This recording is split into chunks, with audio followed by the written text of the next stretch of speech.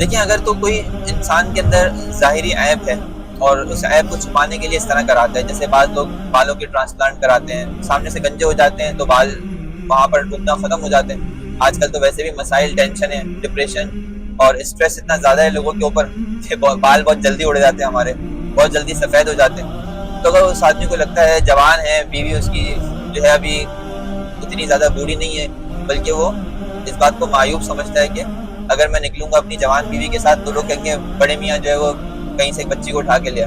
تو عمر کا بہت زیادہ ڈفرینس لگتا ہے دونوں کے اندر۔ تو اس صورت میں علماء نے اس کی اجازت دی ہے کہ عیب کو چھپانے کے لیے ٹرانسپلانٹ کروایا جا سکتا ہے، بالوں کا ٹرانسپلانٹ ہو جا سکتا ہے، چہرے کی سرجری بھی کروائی جا سکتی ہے اس کے اندر، لیکن اس کے اندر تغیر خلق اللہ نہیں ہونی چاہیے۔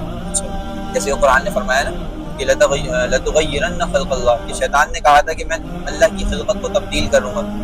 اور ان لوگوں سے یہ کام کرواؤں گا۔